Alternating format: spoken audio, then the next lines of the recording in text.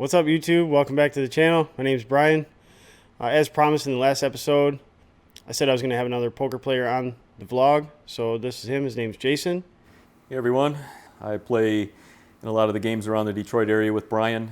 You might recognize me from mainly Motor City or MGM games, usually playing 1-2 or 2-5. Been playing with Brian for a few years here and glad he's invited me on the vlog this week to talk about a few hands I played. What I admire most about Jason is his mental game and his ability to make good decisions, even though things may or may not be going his way. It's something I've noticed about him.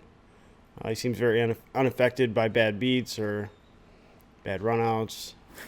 If you get kicked in the face enough, it gets pretty easy to take. Yeah, definitely build up a tolerance to it. I was playing with Jason over the last week or so, and he played in a couple really big hands, and I thought they'd be really interesting in the vlog. So at first I asked him, hey, can I use your hand on the vlog? And he says, yeah, sure, and then I just kind of swung for the fence. I'm like, hey, you want to present the hand on the vlog? And he's like, okay. And I'm just like, what? Really? Let's do it. So He's here now. So we got a couple hands to get into. Yeah, so let's do it. So this first hand here comes from the 2-5 game, sitting 9-handed. The under the gun player straddles to 10, and the action folds over to the middle position player who has about $300, and this player limps in for 10, and the action folds the rest of the way around to the button player who has about $550, and he also limps in for 10. I'm in the small blind, and I have black queens, and obviously we'll be putting in a raise here, and I decided to size up a little bit, mainly because of the middle position player and button player who tend to call a little too often. So I raised to 60, and this knocks out the straddle, and the middle position and button players both call. And the flop comes pretty nice for me. It comes Queen Jack 2 with 2 hearts. So I would generally end up checking top set here, but just because these players will tend to call way too much, I decided to bet. I bet a $100, which is about half pot. The middle position player kind of thinks for a little bit, and then he goes all in for his $240. At the time, when this player raised, I was a little disappointed because the button, I really want him in the hand.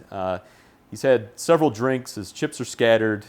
This is the guy you want to have in the pot, and now my action has just possibly caused him to find a fold.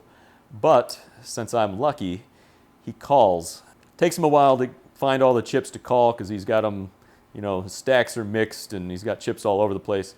And I'm sitting there trying to get an idea of how many chips he has left because it's kind of tough to count. But I decide he's got about $300 left or so. And the only question now is, can I get him to put this $300 in the pot? I don't think he's going to fold. I don't know exactly what he has, but I think he's going to put the rest of the money in. So I go ahead and go all in, and he calls right away.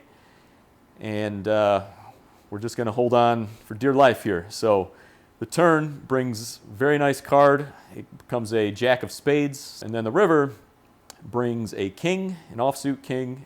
And the middle position player turns over his hand and announces that he has a straight.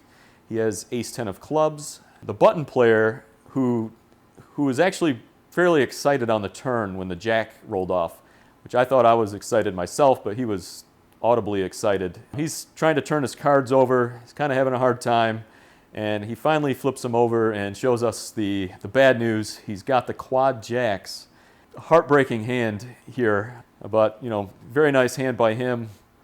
The only kind of shining light here is that this player is definitely going to be an action player, and now he's just essentially tripled up his stack. So we'll be looking to enter some more pots with him later through the night. So this next hand happens a little while after the Queens versus Jacks hands. Admittedly, my mental state here is suffering a little bit. The session's been a little rough. Things aren't going the way I really want them to be going. We might see that causes me to start to make some mistakes in this next hand. So this hand starts off, we've got a button straddle to 10, and the small blind, big blind, under the gun, and an middle position player all call. And I'm in middle position 2, and I have Jack 10 of clubs. All of the options I think are reasonable here: raise, call, and fold. My first instinct with this hand is to raise. However, the raise size is probably going to need to be fairly large, just given the size of the pot when it gets to me. So I'm thinking I would probably need to raise to something like $80. The problem with that is that some of the stacks at the table, which range between $500 and $1,500, and my stack is $1,500, is that if I happen to get action from one of these shorter stacks, I'll end up in a pretty bad situation with this hand, because the pot will just be too bloated and the stacks will be too short, and it'll just be kind of tough to navigate with that hand. So I don't really like raising, but there is some merit to raising since I can just win the hand pre-flop with the raise, but it's not my favorite option. So I could also just fold this hand, which I think is fine in this pot. It's not necessarily my favorite option. I mean, it is Jack 10 of clubs, which is a pretty nice looking hand, but folding can help me just avoid some of the complications that can happen in this pot. The last option is calling, and calling I think is okay, although it is going to create some issues in this hand, because this hand is going to be a very multi-way pot, and Jack 10 of clubs probably isn't going to perform that well in that situation. It's just not going to flop any strong top pair holdings. The flush draw is not going to be great. So I'm basically looking to get like a straight draw in here. But again, since this pot's very multi-way and going to be bloated, kind of having a drawing hand like this isn't going to work out great. Of all those options, I decide to call as well. The hijack calls, the cutoff calls, and now the button, he goes and he raises to 60. The under the gun player calls, the middle position player calls, and now the action is back to me. I'm thinking of my options. I would rather just fold right here, to be honest, just given all the factors that I've already mentioned. But I decide to call, maybe a little tilty, a little sticky, whatever you want to call it. The hijack calls, the cutoff calls, and we're going to be seeing a flop here 6 ways. The flop comes, it comes 7 of hearts, 4 of clubs, 2 of clubs. So I flop the flush draw, which I said was something I wasn't necessarily hoping to flop, but hey, we've caught a piece of the board, so that's something for us to go with here. So the under the gun player leads on this board for $60, and the middle position player calls. So the action is now back to me, and I need to decide if I'm going to raise or call. I consider raising here. Just, usually these kind of donk bets like this are generally rather weak. But the problem I have in this situation is that this under the gun player, he's raised a lot of pots this evening, and I've seen him raise hands like 10-9 offsuit, Jack 10 offsuit from under the gun, and now when he decides to limp, I think this just narrows his range very quickly, and he's probably going to have a lot of these kind of small pocket pairs, maybe small suited connecting type hands, and he could very well be leading here small, hoping to get raised so that he can jam on another player with a set. I'm thinking to keep his range as wide as I possibly can, even though his range is probably very narrow, but I want to avoid giving him the ability to just jam on a raise. So I decide to just call here. I want to see a turn card, and I don't want to find his sets too quickly. Cutoff player calls, and now the button, he goes all in for $415, and the under the gun player calls, the middle position player folds, and now it's back to me. So this situation is just getting worse and worse every time I have to make a decision, and I have to make a lot of these decisions. So I'm thinking it through here, and I'm getting a pretty good price to see the turn. I'm getting like 4-1 on my money, but there's also, in a multi-way pot, there's a lot of overlapping cards, so all of my flush outs may not be winners. Certainly my pair outs probably don't mean anything here. So my outs may be reduced significantly in this situation. But when the under the gun player flats, I think that basically removes all of his sets from his range, which, based on my pre-flop thoughts of his range, I think he's probably just got small suited connectors, so I think my flush draw will be good against him, unless, I'm not saying he can't have just a random hand like King 6 suited or something like that, But I think for the most part, I'm going to be pretty far ahead of his range. I decided to go ahead and call, and the cutoff player folds, and we're going to the turn three ways now with the button player who's all in, and the under the gun player who has about $1,000 behind, as do I. And the turn brings the three of clubs. So I make the flush, and the under the gun player, he goes all in for $1,000. And now he's kind of putting me into a pretty tough situation now, which, like I said, these big bloated multi-way pots, they just get tougher and tougher with every action. And my thought now is, of course I'd rather see a higher club land on the turn if I got to pick one, just to help eliminate some of the stronger flushes that he may have. But like I said, I don't really think he has too many stronger flushes in his range. I think they're all fairly weak, but the fact that he jammed into me here when it's very likely that I have a flush here almost every single time. So now I'm starting to scratch my head wondering, would he jam all in here with one of those weaker flushes?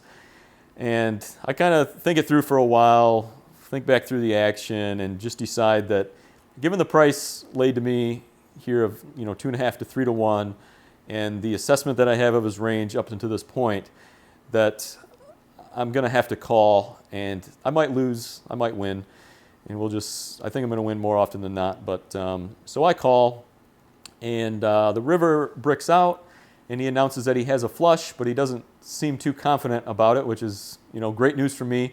But still make him show this hand, and he turns over the 7-6 of clubs. So I'm going to win this pot. The button player, he kind of stuck around to see what everyone had, so I sensed that he must have had like an overpair or something like that, because it looked like he still had a little bit of faith in his hand, even after all of this action. But this hand was just a very rough hand. It had many decisions that came back to me, and each one of them was very difficult. And I think I should have folded probably pre-flop to one of the actions anyways. But it's nice to win this one. It's a pretty big pot for a 2-5 game. And, it's good when you can have a hand go your way when you didn't think you played it all that well. Well, Brian, thanks for having me on the vlog. I had a lot of fun discussing these hands. This was my first vlog appearance. It's pretty cool to see the amount of work and effort that goes into creating one of these vlogs. Lastly, I'd like to give a shout out to my friends over in the back room. And also, don't forget to leave some comments. I'll respond to as many as I can. And thanks for having me on the vlog. Yeah, for sure. I really enjoyed it. Until next time, guys, if you like my content, go ahead and subscribe to my channel, and then click that little bell icon, and you get alerts when I upload new content. And also, mash that like button, smash it, whatever you're into. And don't slaughter this dude too bad in the comments. I'll catch you in the next one, guys. Should be out maybe about the next week or so. So take it easy. Have a good night. See ya. I'd like to give a shout out to my friends over in the back room. And I'll be cutting that out. And so vlog 33, outro, take 75. Now this guy's like super big fish. He's a giant whale. He punts off stacks all the time. No, I'm just kidding. Hope you guys don't make fun of me too much on these hands.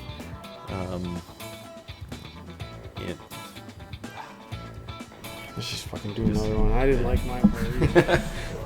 When you get rolling and you're like, I don't know what to say.